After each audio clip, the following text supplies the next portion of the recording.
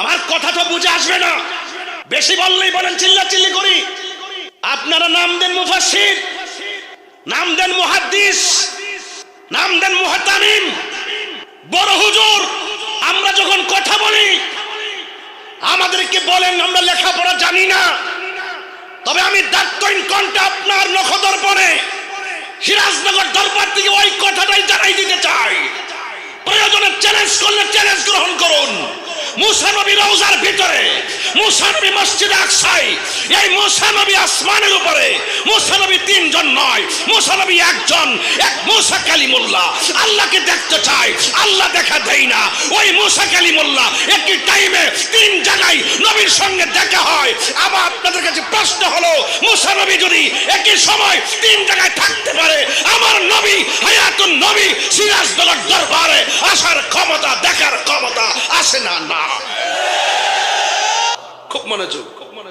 আল্লাহ রাব্বুল আলামিনের হাবিব সাল্লাল্লাহু আলাইহি সাল্লাম প্রথম আকাশে যাওয়ার পরে হযরত আদম আলাইহিস সালামের সঙ্গে দেখা হলো। দ্বিতীয় আসমানে যাওয়ার পর ইয়াহইয়া আলাইহিস সালামের সঙ্গে দেখা হলো। তৃতীয় আকাশে যাওয়ার পর হযরত ইউসুফ আলাইহিস সালামের সঙ্গে সাক্ষাৎ হলো। চতুর্থ আসমানে যাওয়ার পর হযরত ইদ্রিস আলাইহিস সালামের সঙ্গে সাক্ষাৎ হলো। পঞ্চম আকাশে যাওয়ার পর হযরতে হারুন আলাইহিস সালামের সঙ্গে দেখা হলো। ষষ্ঠ আসমানে যাওয়ার পর হযরতে মুসা কালিমুল্লাহর সঙ্গে দেখা হলো। সপ্তম আকাশে যাওয়ার পর আমার নবী হযরতে ইব্রাহিম নবীর সঙ্গে দেখা হলো। ওয়াজটা কিন্তু আমার উদ্দেশ্য এটা নয়। আমার উদ্দেশ্য হলো আমার নবী মেরাজে যাওয়ার সময় মুসা নবীকে রওজা মুবারকে দেখলেন দাঁড়ায় নামাজ পড়তেছে। জেতা না, জিন্দা না মরা। এই মুসা আলাইহিস সালাম ওই মসজিদে আকসার ভিতরে নবীর পিছনে একটা করলেন। আবার একে মুসা নবী আসমানের মধ্যে আমার নবীকে সালাম দিয়ে রিসিভ করলেন। তাইলে মুসা নবী কি তিনজন না একজন? আরো জোরে বলুন। সিরাজনগর দরবার চারটা খান্না বিষয় না। সিরাজনগর দরবার আকীদার ক্ষেত্রে অনর দরবার। কথা বলেন ঠিক কিনা? খোদার কসম, আমার কথা তো বুঝে আসবে না, বেশি বললেই বলেন চিল্লাচিল্লি করি। আপনারা নাম দেন মুফাসসির, নাম দেন মুহাদ্দিস, নাম দেন মুহতামিম, বড় হুজুর। আমরা যখন কথা বলি আমাদেরকে বলেন আমরা লেখাপড়া জানি না, তবে আমি দায়িত্বহীন কণ্ঠে আপনার নখদর্পণে সিরাজনগর দরবার থেকে ওই কথাটাই জানাই দিতে চাই। প্রয়োজনে চ্যালেঞ্জ করলে চ্যালেঞ্জ গ্রহণ করুন। মুসা নবী রওজার ভিতরে, মুসা নবী মসজিদে আকসায়, এই মুসা নবী আসমানের উপরে। মুসা নবী তিনজন নয়, মুসা নবী একজন, এক মুসা কালিমুল্লাহ। আল্লাহকে দেখতে চায়, আল্লাহ দেখা দেয় না। ওই মুসা কালিমুল্লাহ একই টাইমে তিন জায়গায় নবীর সঙ্গে দেখা হয়। আবার আপনাদের কাছে প্রশ্ন হলো, মুসা নবী যদি একই সময় তিন জায়গায় থাকতে পারে, আমার নবী হায়াতুন নবী সিরাজনগর দরবারে আসার ক্ষমতা, দেখার ক্ষমতা আসে না? না।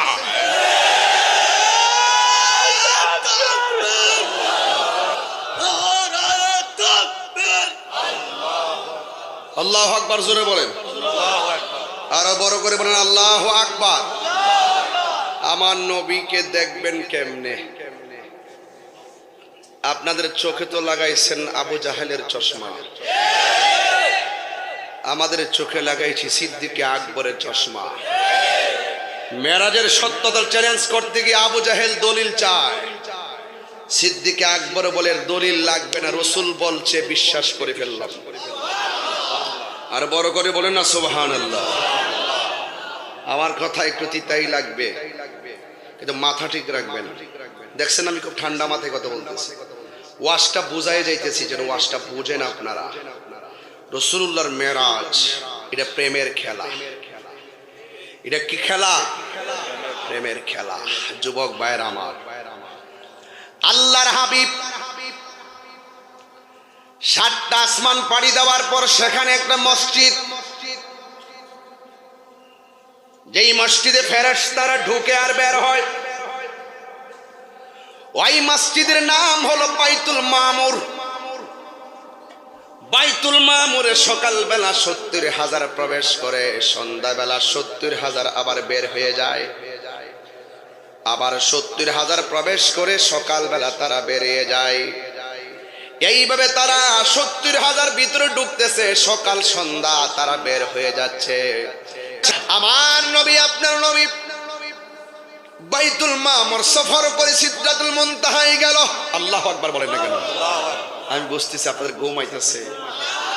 সত্যি করে আমি একদম ঠান্ডা মাথায় ওয়াজ করতেছি না, কোন শুরু থেকে কোন ধরনের চিল্লাচিল্লি করছি। এই রজবের মাসে যদি একটু যদি নবীর শানটা বলে না যায়, তাহলে এই তরুণ প্রজন্ম, কিশোর প্রজন্ম, ওরা তো মেরাজের ইতিহাস জানতে হবে। কথা বলেন ঠিক না? ইউটিউবে এসে তো অনেক ছেলেদেরকে বিমুখ করে ফেলতেছে। আমরা ইউটিউব বক্তা, ফেসবুক মুফতি, গুগল মুফাসসিরের দরকার নাই। আমাদের আল্লামা সাহেব কামলা সিরাজনগরী আছে, আছে কিনা বলেন? বাস ইনশাআল্লাহ মারহাবা বলেন, আরো বড় করে মারহাবা বলেন না কেন? আমার নবী সিদরাতুল মুনতাহায় গেল। জিবরাইল আলাইহিস সালাম বলেন, ও নবী, আমি আর সামনে যেতে পারবো না। আমার নবী বলে, জিবরাইল, তুমি যদি সামনে যেতে না পারো, আমি যাচ্ছি মহান রবের দিদারে, তুমি আমাকে বলো না তোমার জন্য কিছু আনা লাগবে কিনা। জিবরাইল আলাইহিস সালাম বলেন, ইয়া রাসূলুল্লাহ, নবী গো, আমি কিছু চাই না, আমি চাই শুধু আমার আল্লাহকে বলবেন আমার 600 ডানা আমি পুলসিরাতের উপরে বিছাইতে পারবো কিনা। এ আমার সিরাজনগর দরবারের বাবা, ও শ্রীমঙ্গলের বাবা, মৌলভীবাজারের বাবা, সিলেট বিভাগের বাবা জিরা, যত জায়গা থেকে আপনারা সারা দেশ থেকে এসেছেন, আপনারা জবান খুলে বলুন, জাহান্নামের আগুনকে আমরা সহ্য করতে পারবো?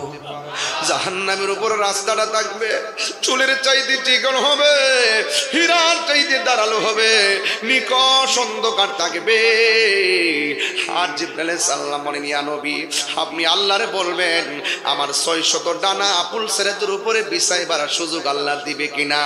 আমার নবী বলেন, জিবরাইল, কেন কেন?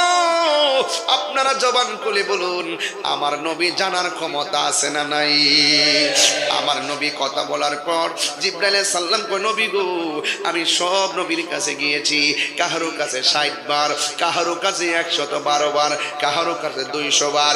ইয়া রাসূলুল্লাহ, অনেক নবীগণ সবার তো উম্মত ছিল, কিন্তু আপনি উম্মতের জন্য যেমন করে সেজদায় পড়ে কাঁদতে কাঁদতে কদম মুবারকে পানি মুবারকে ফুলে গেছে, পাথর আঘাত খাইয়া আপনি উম্মতের জন্য কেঁদেছেন, গর্তের মধ্যে পয়রা উম্মতের জন্য কেঁদেছেন।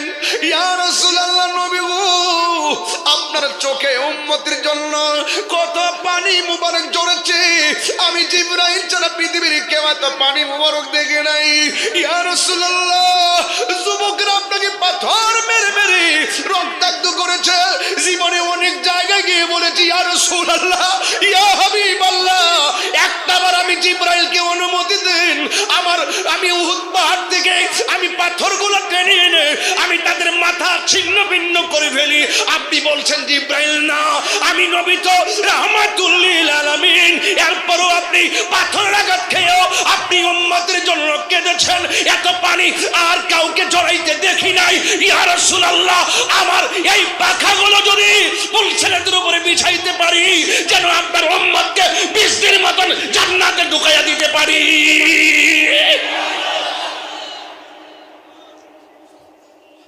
আমার যুবক ভাইয়েরা, এই জন্য তাহিরি কেন নবী নবী করে? সিরাজনগর দরবারে রাত্র 4:30, 7 মিনিট কম 4টা বেজে গেছে। হাজার হাজার মানুষ চাতক পাখির মতো কথাগুলো গিলতেছেন, দুনিয়া ছেড়ে দিব কিন্তু নবীকে ছাড়তে পারবো? যুবক ভাইরা জবান খুলে, নবীকে ছাড়তে পারবো? নবীকে ছেড়ে দিতে পারবো?